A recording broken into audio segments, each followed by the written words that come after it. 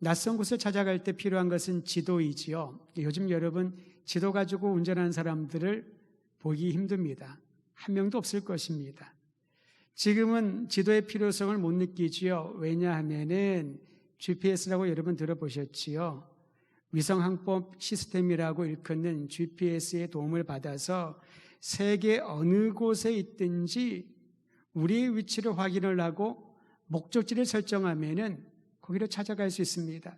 제가 2년 전에 교회에서 허락해 주셔서 안식월을 보내면서 해외에서 한 3주 정도 시간을 보내고 돌아왔는데, 제가 공부하고 살았던 곳도 있었습니다만은 주로 보냈던 시간들은 전혀 알지 못하는 낯선 땅이었습니다.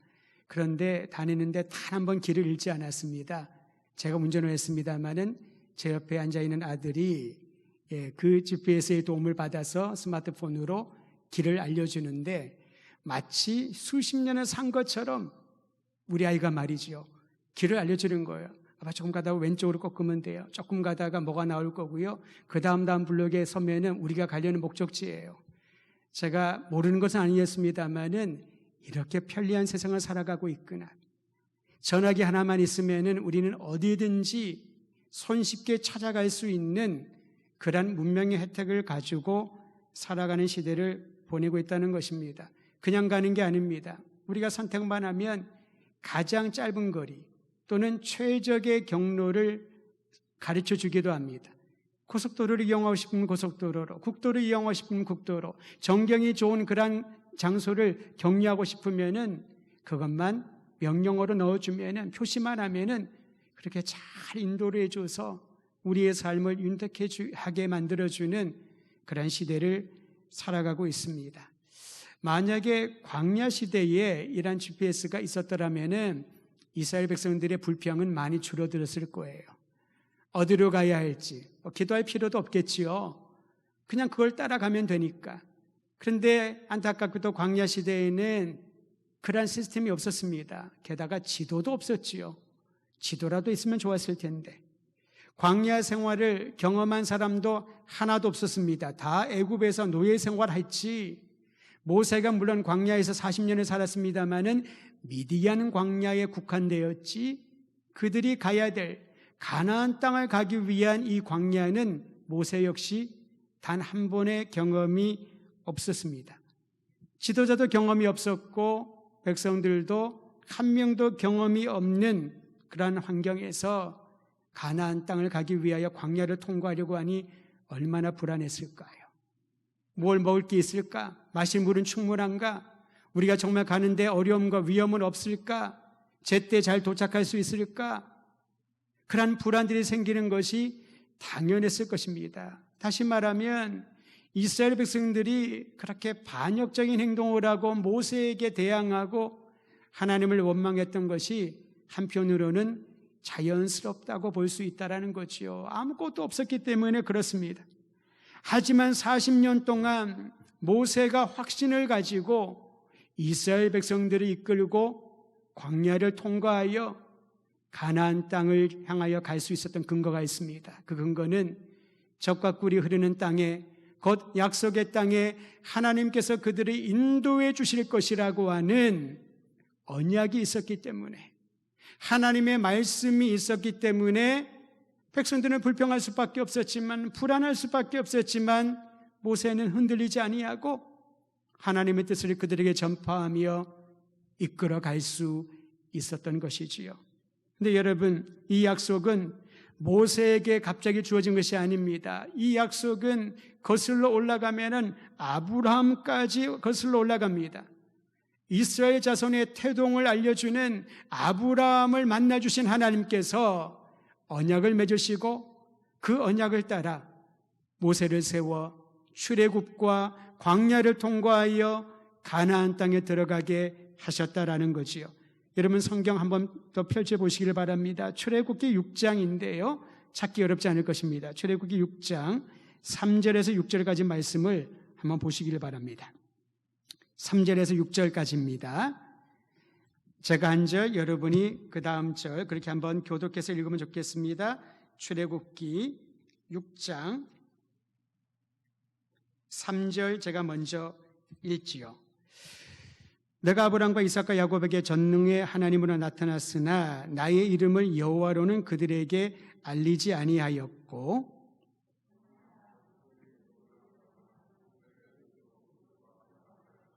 이제 애굽 사람이 종으로 삼은 이스라엘 자손의 신음소리를 내가 듣고 나의 언약을 기억하노라. 6절. 그러므로 이스라엘 자손에게 말하기를 나는 여호와라.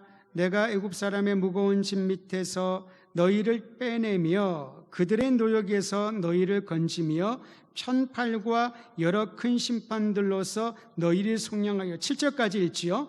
너희를 내 백성으로 삼고 나는 너희의 하나님이 되리니 나는 애굽 사람의 무거운 짐 밑에서 너희를 빼낸 너희의 하나님 여호와인 줄 너희가 알리라. 여러분, 하나님이 언약을 기억한다고 하셨는데 누구와 맺은 언약입니까? 아브라함과 이삭과 야곱과 맺은 언약이었는데 그들에게는 엘샤다이, 전능하신 하나님으로 나타나셨고 하나님의 이름인 여호와, 구원자라는 이름을 그들에게는 알리지 않았다고 합니다. 아브라함과 이삭과 야곱이 그들과 언약을 맺고 그들을 인도하고 보호한 하나님은 전능하신 하나님, 열국의 신들보다도 모든 우상들과 비교할 수 없을 만큼 전능하신 창조주 하나님이신 것을 알려주셨는데 이제 모세에게 나타나신 하나님은 하나님의 이름을 여호와, 곧 구원자 하나님이라고 계시해 주시는 겁니다. 즉 하나님의 이름을 알려주시면서 하나님이 어떤 일을 행하실지를 말씀해 주시는 거지요. 내가 너희를 구원하리라. 내가 너희를 애굽에서 건지리라. 그런데 하나님이 이 구원의 약속이 어디로 근거하고 있냐면은 아브라함과 이삭과 야곱과 맺은 언약을 기억하시고 너희의 신음소리와 부르짖음에 응답하여 너희를 구원하리라. 이게 바로 모세가 만난 하나님의 역사요, 하나님의 언약에 대한 확신이었던 것이지요. 처음에는 모세는 이 말을 있는 그대로 받아들이기 어려웠습니다. 그러나 주님과 대면하여 주님이 보여주시는 기적과 주님이 말씀하신 그 언약의 확증성을 그가 느끼고 알게 되면서 이제 하나님을 따라 이 명령을 이스라엘 백성들에게 전하고 약속의 땅에 들어갈 수 있도록 도전했던 것입니다. 하나님을 의지하여야, 구원자 하나님을 믿는 자들은 젖과 꿀이 흐르는 땅, 우리의 조상들에게 약속하신 그 놀라운 땅과 민족의 복을 허락하여 주실 것이다. 여러분, 얼마나 가슴 떨리고 벅찬 시간이었을까요?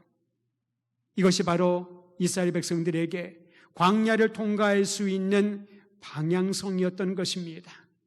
비록 지도는 없고 유경험자도 없고 앞으로 어떤 일이 일어날지 아무도 전체를 세부적인 계획을 말해주는 사람이 없었지만은 그들은 하나님의 언약, 말씀하신 바를 지켜주시는 하나님을 의지해야 된다는 방향성을 가졌기에 광야에서 더 이상 방황하지 않고 주님의 인도하심을 따라 모세가 지시하고 이끄는 대로 한 걸음 한 걸음 이동했던 것입니다. 오늘 이와 같은 동일한 은혜가 우리 주 예수 그리스도 세상의 빛 되신 주님을 따라 나가는 이들을 통하여 나타나게 되기를 간절히 소망합니다. 인생에 관한 심각한 문제를 여러 가지로 말할 수 있겠습니다만은 삶의 방향을 모를 때 심각하고 답답할 것입니다. 인생의 목적과 의미를 모를 때도 그러할 것입니다. 왜 사는지, 어디로 가야 하는지 몰라서 방황하는 것이 우리의 현실입니다. 그렇다 보니 눈앞에 있는 것을 해결하는 것에 급급하지요. 반면에 성경은 우리의 삶의 이유가 무엇이어야 하는지, 삶의 방향이 무엇인지를 가르쳐 줍니다. 오늘 말씀인 요한복음 8장 12절이 우리에게 삶의 방향과 인생의 목적을 가르쳐 줍니다. 인생의 목적은, 삶의 이유와 방향은 바로 우리를 위하여 땅에 오신 구원자 예수 그리스도라는 사실입니다. 그러므로 예수님을 따르는 사람은 어둠을 다니지 아니하고 누구든지 예수님을 믿으면은 빛 되신 그분과 함께 그분이 비추어 주시는 그 빛을 따라서 걸어가게 된다라는 것이지요. 어쩌면 우리의 인생의 결론이 어디인지 사람들은 자신에게 얘기하지 못할지도 모르겠습니다. 그러나 예수 그리스도를 만난 이들은, 빛이신 주님 안에 거하는 이들은 담대하게 우리의 인생의 결국이 무엇인지를 얘기할 수 있는 것이지요. 그러므로 예수님을 따르는 그리스도인들은 그분이 누구신지를 알아가는 일에 열심을 보여야 됩니다. 지식적인 알미 아닙니다. 인격적인 교제와 신뢰가 있어야 되는 것이지요. 이제 이번 주, 다음 주가 되면 출애굽기 말씀은 새벽기도에 다 마치겠습니다마는 성막에 대하여 출애굽기 25장부터 계속해서 말씀하고 있습니다. 하나님이 모세에게 하신 말씀, 그리고 이어서 모세가 백성들에게 전하고 또 그 명령을 따라서 성막과 기물들을 만드는 일들을 우리는 계속해서 읽고 있습니다. 그냥 성경을 통독했을 때는 이게 무슨 말인지, 이 궁금증을 해소하기 위하여 성막 모형을 만든 곳이 어딘가 있을 겁니다. 방문한 분들 계실 거예요. 방문하면서 성막이 이렇게 생겼구나, 기물들이 이런 모양이구나 알겠지만은 그걸로 끝인 경우들이 많이 있지요. 성막이 우리에게 주어지는 특별한 의미가 있다는 것입니다. 하나님의 임재, 하나님과의 교제, 우리와 동행하시는 하나님의 놀라운 복이 성막을 통하여 나타나는 것이지요.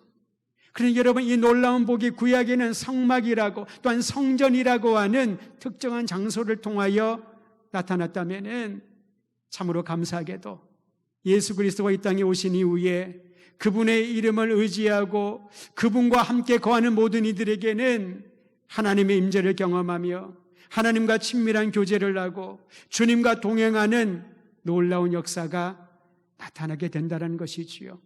임마누엘이라는 이름은 복 중에 복인 줄을 알고 우리와 함께 하시는 예수 그리스도, 그분을 더 깊이 알아가며 인격적인 교제가 깊어지는 복된 인생 되시기를 주님의 이름으로 부탁드립니다. 예수 그리스도를 주님으로 영접한 이들에게는 삶을 변화시키는 초자연적인 능력을 경험하게 됩니다. 여러분, 신기하지 않습니까?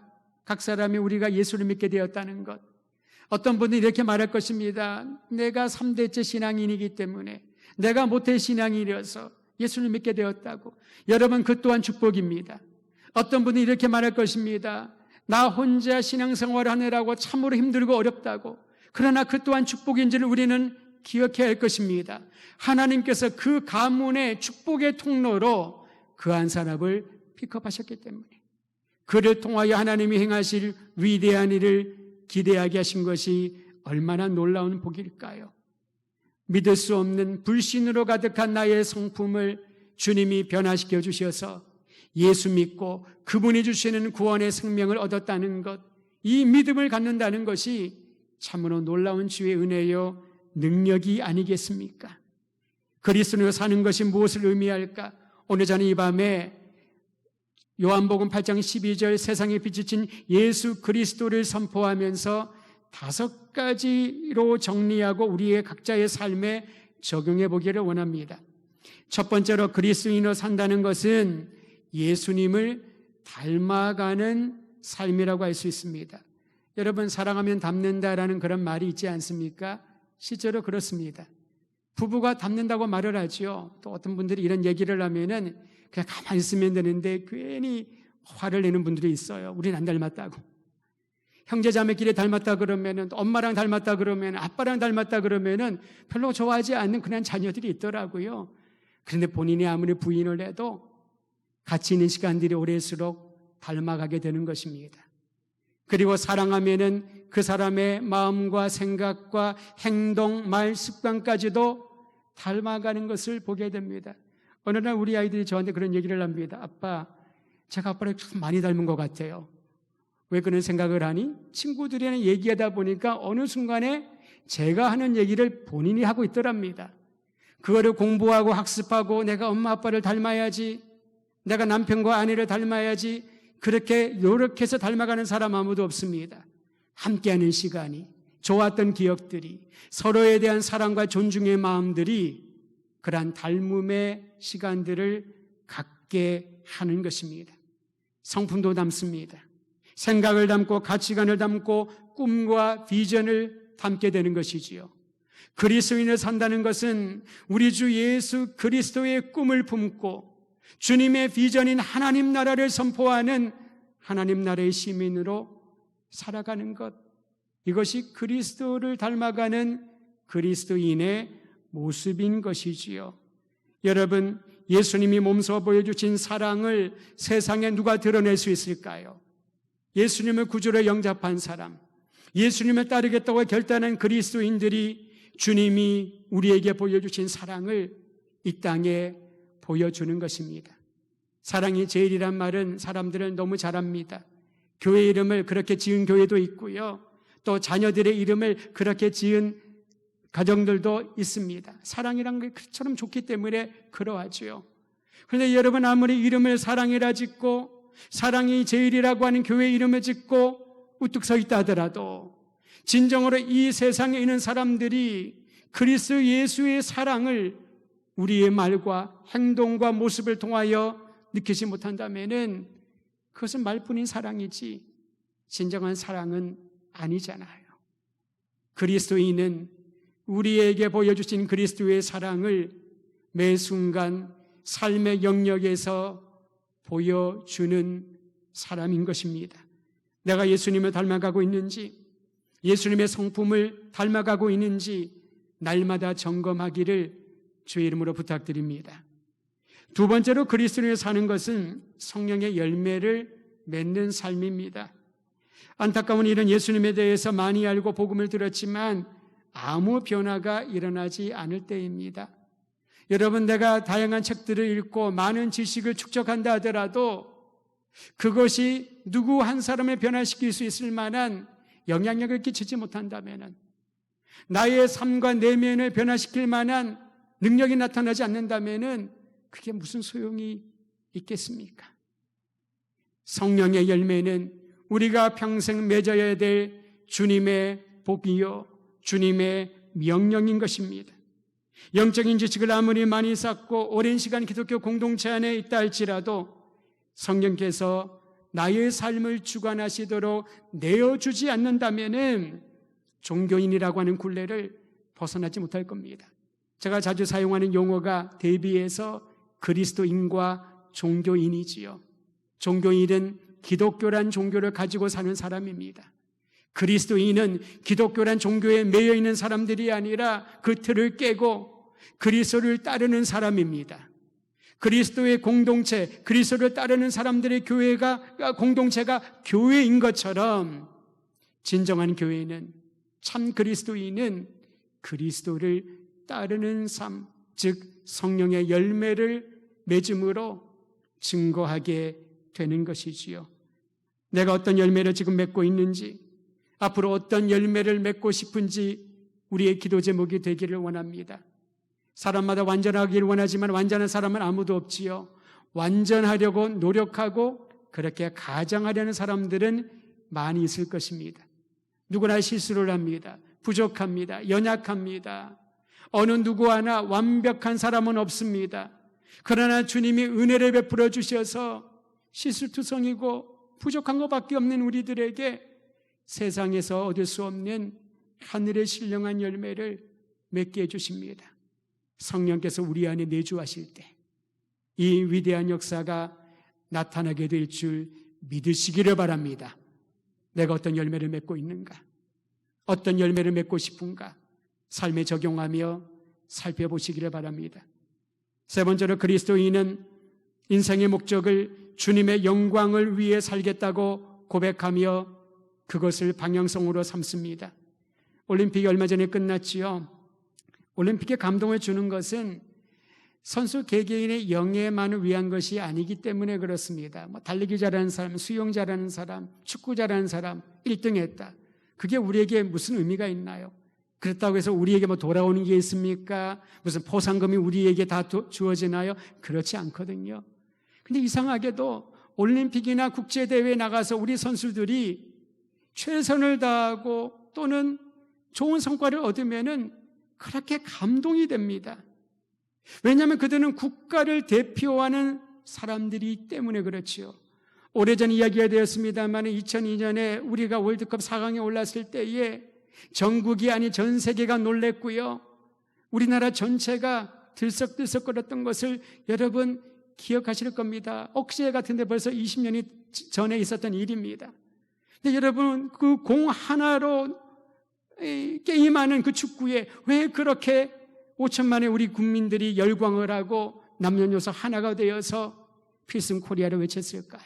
그 이유가 무엇일까요?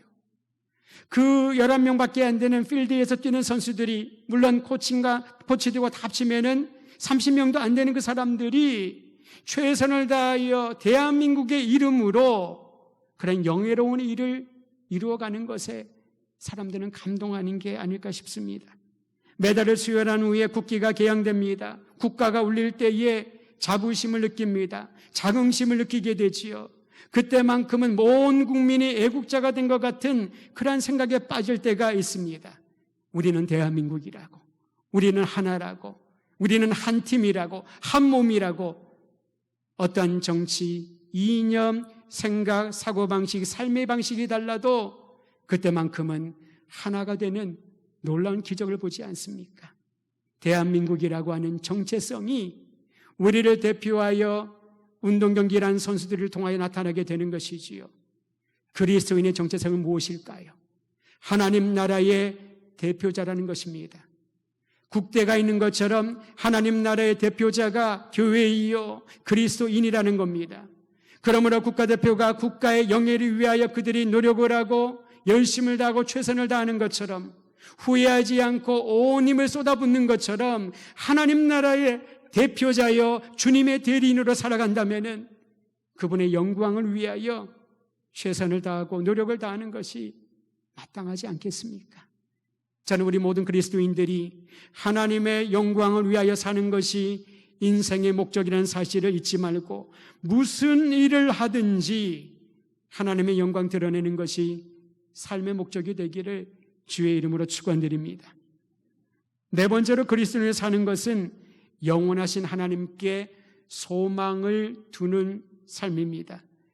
세상에서 말하는 행복은 더 많이 소유하고 더 편안하게 사는 게 아닐까 싶습니다. 더 많은 것을 다른 사람과 비교하여 가지고 있다면 상대적인 행복감을 느낄 것입니다. 그렇다 보니 우리가 말하고 추구하는 행복은 행복을 주는 요인들이 사라지면 그 행복도 허무해지고 공허해지는 것입니다. 내가 가지고 있는 차가 사라지면, 내가 가지고 있는 부가 사라지면, 내가 가지고 있었던 건강이 사라지면, 나이가 소유했던 모든 것들을 한순간에 잃어버리게 되면은 그것을 행복하다고 말하는 사람은 아무도 없을 것입니다. 불행이라고 얘기할 겁니다. 환난이라고 생각하지 않겠습니까?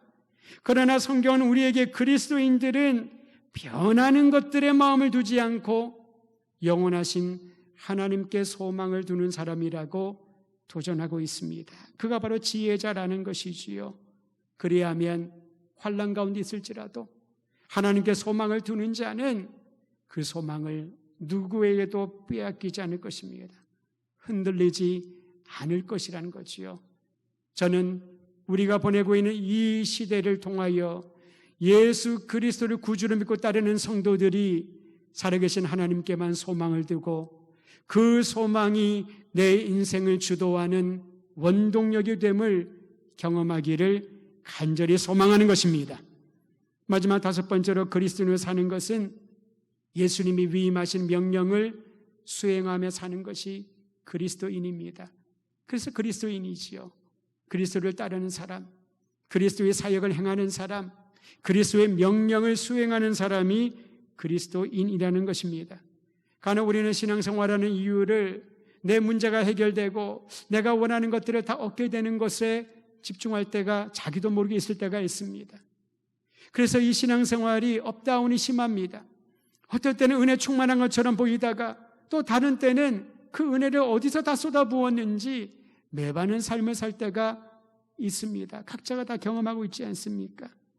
근데 여러분, 정말 중요한 것은 우리의 감정과 상황은 이렇게 업다운이 될 수 있겠지만은 주님이 제자들에게, 주님을 따르는 사람들에게 부여하신 위대한 명령은 결코 사라지지 않는다라는 것입니다. 마태복음 28장 18절에서 20절을 우리는 잘 기억하고 있는데 이 말씀을 요약한 것이 마가복음 16장 15절입니다. 여러분 본당 올라오시면은 밖에 처음에 딱 보시는 계단을 올라오시면은 마가복음 16장 15절에 써 있지요. 한번 따라하시기를 바랍니다. 너희는 온 천하에 다니며 만민에게 복음을 전파하라. 예, 너희는 온 천하에 다니며 만민에게 복음을 전파하라. 너희는 제자들을 향하여 주님이 하신 말씀이지요. 그리고 목적 대상들이 있습니다. 만민에게 다니면서 복음을 전파하라 라고 명령하셨습니다. 이거는 각 사람에게 주신 명령입니다. 교회에 주신 명령이지요.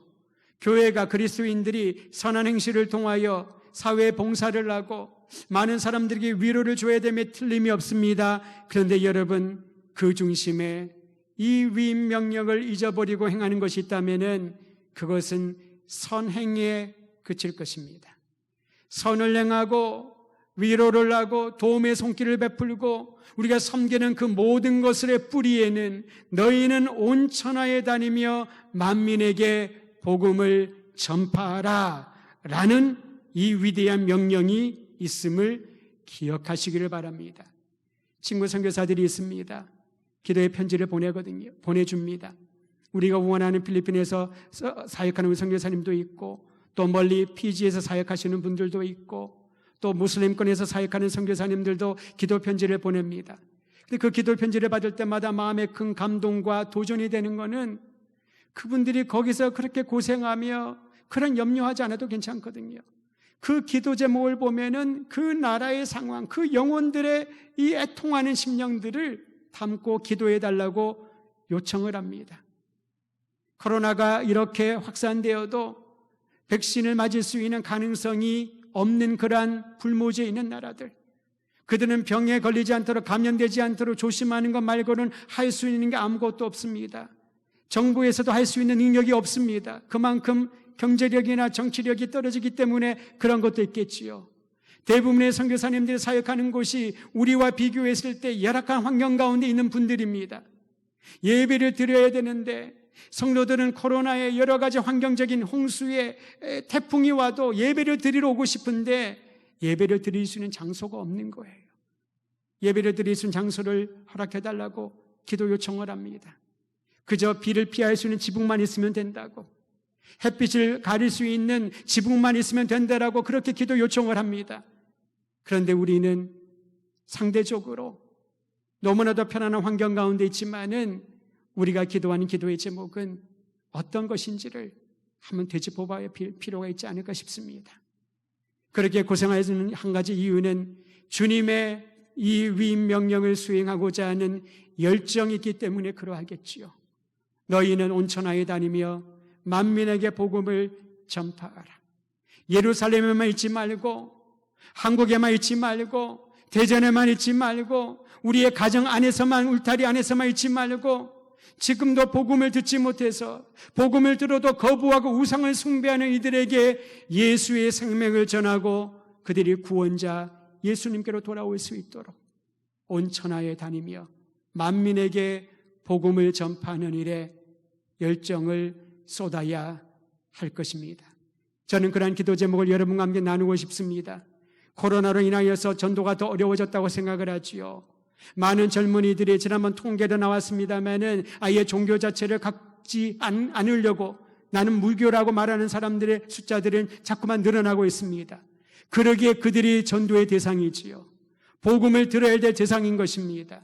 교회에 상처받고 교회를 떠났다고요? 그들이 예수의 복음으로 치유받고 회복되어야 될 대상인 것이지요. 이제 우리 입에서 부정적이고 안 된다는 얘기들은 그만하고 멈추고 그것을 저 음부로 던져버리기를 바랍니다.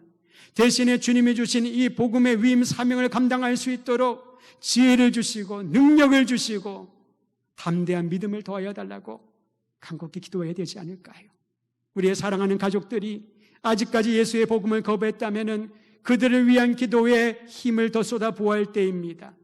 나의 동료와 친지들이, 이웃들이 예수의 복음에 대하여서 여전히 무관심하게 있고 오히려 지금도 교회를 비방하고 있다면 한편으로 비방한다는 것은 부정적인 의미이지만은 관심이기도 하잖아요.